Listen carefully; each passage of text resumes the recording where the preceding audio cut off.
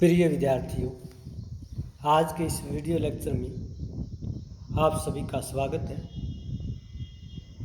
आज के हमारे डिस्कस का टॉपिक है स्वामी दयानंद का वैदिक स्वराज। स्वामी दयानंद को भारत में एक महान समाज सुधारक, आर्य समाज के प्रवर्तक, धार्मिक चिंतक और वैदिक धारणा के प्रतिपादक के रूप में जाना जाता है। तो आइए आज आपको स्वामी दयानंद के वैदिक स्वराज से परिचय करवाते हैं। स्वामी दयानंद का वैदिक स्वराज। स्वामी दयानंद ने कहा था कि भारत में वेदों की शिक्षाओं पर स्वशासन आधारित होना चाहिए। स्वामी दयानंद का भारत की प्राचीन सभ्यता, संस्कृति एवं इतिहास में गहरा विश्वास था, गहरी श्रद्धा थी। इसलिए उन्होंने धर्म को राजनीति की तुलना में ज़्यादा प्रभावशाली माना। उन्होंने अपने राजनीतिक विचारों में भी धर्मसभा पर, राज्यसभा पर धर्मसभा की प्रभुत्व को स्वीकार की है। तो आज के इस टॉपिक में हम उनके वैदिक स्वराज संबंधी विचारों का अध्ययन करेंगे। स्वामी दयानंद ने वैदिक स्वराज में शासन की आर्य व्यवस्था का समर्थन किया।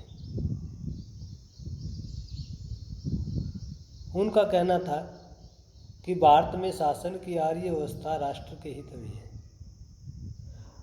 उन्होंने कहा कि भारत में वर्तमान समय में जितने भी विश्व की राजनीतिक व्यवस्थाएं हैं वो भारत के अनुकूल नहीं है।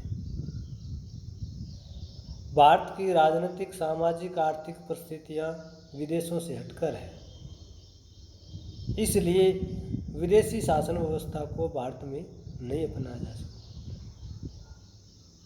उन्होंने कहा कि जो शासन की आर्य व्यवस्था है वो बहुत लाभकारी है। शासन की आर्य व्यवस्था में राजा को राजधर्म का पालन करना पड़ता है।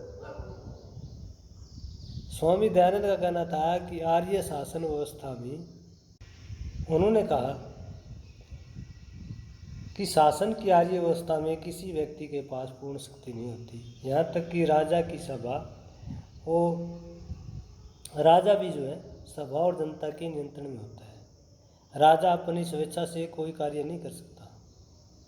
उनका कहना था कि आर्यन शासन में शासक और शासित दोनों के लिए लाभदायक है। स्वामी दयानंद ने अपनी धार्मिक रचनाओं में, ग्रंथों में वैदिक स्वराज का समर्थन किया है, शासन की आर्य व्यवस्था का समर्थन किया है।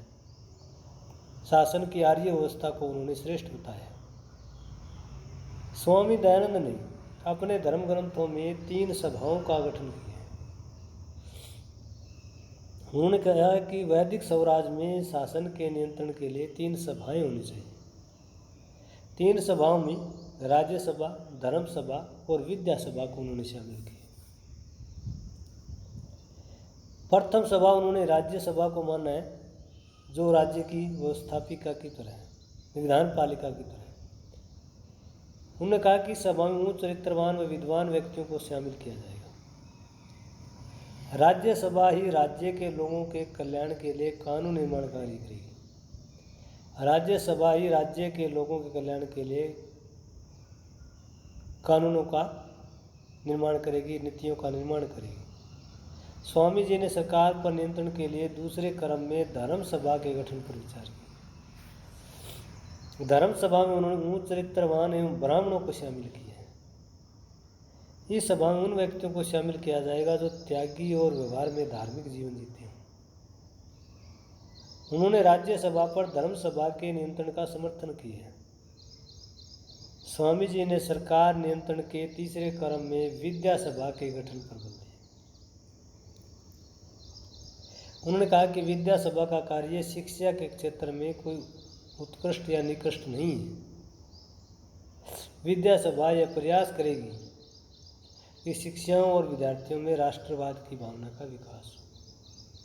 यानी विद्या सभा का कार्य एक प्रकार से विद्यार्थियों को राष्ट्र ज्ञान से लैस करना है, राष्ट्र ज्ञान से संतुलित करना है, ताकि राष्ट्र का विकास हो सके। स्वामी जी ने वैदिक स्वराज में राज्य प्रशासन एवं प्रधान के बारे में अपने विचार व्यक्त किए। उन्होंने कहा कि तीनों सभाओं यानी राज्यसभा, धर्मसभा व विद्यासभा में जो व्यक्ति उच्च चरित्रवान व विद्वान हो, उसे ही राजनीतिक सभा का प्रधान व मुखिया बनाया जाए। उनका कहना था कि राज्यसभा प्रधान उच्च चरित्रवान व विद्वान होगा, जो राज्य की जनता के लिए कल्याणकारी कार्य करेगा। उच्च चरित्रवान विद्वान प्रधान पूरे समाज के लिए प्रेरणा स्रोत का कार्य करेगा। यानी प्रशासक वही होगा जिसका चरित्र उज्ज्वल है, जिसका चरित्र उच्च है, जो विद्वान है, वही व्यक्ति सबके कल्याण के लिए कार्य कर सकता है। स्वामी दयानंद ने राज्य के कार्यों पर भी अपने विचार प्रकट किए। उन्होंने कहा कि अगर भारत में वैदिक स्वराज स्थापित होता है तो राजा को भी निर्धारित कार्यों को करना पड़ेगा। उन्होंने कहा कि राजा को प्रतिदिन हाथियों और घोड़ों का निरीक्षण करना चाहिए। राजा को प्रतिदिन आए हुए दूसरे बहुमूल्य रत्नों, खजानों का निरीक्षण करना चाहिए। राजा को अपना कार्यभार बहुत ही विश्वसनीय एवं ईमानदार व्यक्ति को सौंपना चाहिए। उन्होंने कहा कि राजा को जनता व देश के हित में अपने कर्तव्यों का ईमानदारी से निर्वाह करना चाहिए।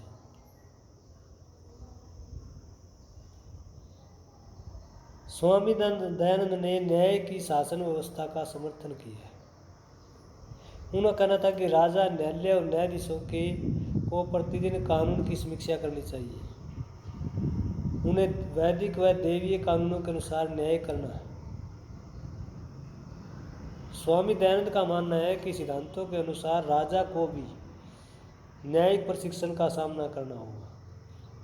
आज के न्यायाधीशों के विपरीत प्राचीन आर्य न्यायाधीश बहुत आगे थे, ऐसा स्वामी दयानंद का मानना है। उनका कहना है कि राजा को न्यायिक दोषी होने पर दंड क्यों मिले। अगर राज्य मंत्री व अन्य दूसरे प्रभावशाली व्यक्तियों को दंड नहीं दिया गया तो वे राज्य में अन्याय उत्पन्न करेंगे और आम लोगों का शोषण करेंगे। उन्होंने वेदों की शिक्षा को उद्धृत करते हुए कहा कि जिस प्रकार कानूनी सच्चा राजा होता है, उसी तरह उचित कानूनी धर्म है और इसका उल्लंघन करना निम्न से निम्नतम है।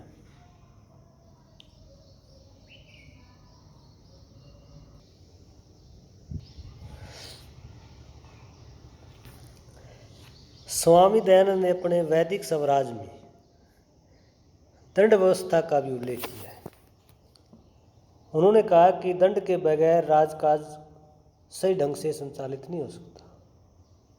स्वामी जी ने कहा कि अपराधों को रोकने के लिए कठोर दंड जरूरी है। उन्होंने कहा कि यह तथाकथित कठोर दंड सरसों के बीज के वजन से भारी नहीं है, जब यह समुदाय और सभी सदस्यों में विभाजित किया जाएगा, जबकि तथाकथित इतना हल्का दंड अपराध के नियंत्रण में असफल होने पर पहले की अपेक्षा हजारों गुना भारी है। स्वामी जी ने कहा कि समाज में अपराधों को रोकने के लिए जब तक कठोर दंड की व्यवस्था नहीं की जाएगी, तब तक समाज में अपराधों पर नियंत्रण नहीं होगा। सो समाज के लिए अपराधों पर नियंत्रण करना आवश्यक है। तो स्वामी दयानंद ने अपने वैदिक स्वराज की धारणा में दंड की व्यवस्था की है कि समाज के अंदर जो असामाजिक तत्व है, अपराध करते हैं, समाज विरुद्ध कार्य करते हैं, ऐसे व्यक्तियों को दंड देना जरूरी है। अगर दंड नहीं दिया गया तो समाज में अराजकता हो जाएगी, अव्यवस्था हो जाएगी। स्वामी जी ने अपने वैदिक स्वराज में कर प्रणाली का भी विश्लेषण अध्ययन किया है। स्वामी जी ने कहा कि वैदिक स्वराज में कर प्रणाली का अध्ययन बहुत जरूरी है।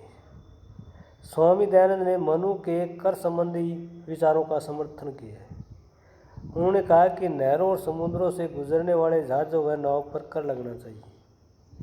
राज्य के क्षेत्र के अनुसार करों का निर्धारण होना चाहिए। उन्होंने कहा कि इस संबंध में उचित कानून बनाया जाए जिससे राज्य व जहाज़ों के मालिकों को लाभ पहुँचे। तो स्वामी दयानंद ने देश के हित में जहाज़ों तथा नाव के द्वारा व्यापार करने पर, करों का निर्धारण करने पर बल दिया। तो आज का ये जो हमारा टॉपिक था कि स्वामी दयानंद भारत में वैदिक स्वराज चाहते, ऐसा स्वराज, ऐसी शासन प्रणाली जो वेदों पर आधारित हो, ऐसी राजनीतिक व्यवस्था जिसमें वेदों का नियम, वेदों की व्यवस्थाएं मनुस्मृति पर आधारित हो।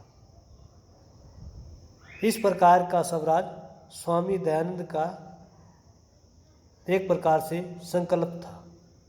तो स्वामी दयानंद के आज के जो विचार है वो वैदिक स्वराज से संबंधित है कि वैदिक स्वराज क्या। स्वामी जी का वैदिक स्वराज से संबंधित विचारों का ये वीडियो लेक्चर आपको कैसा लगा कमेंट करके ज़रूर बताइए।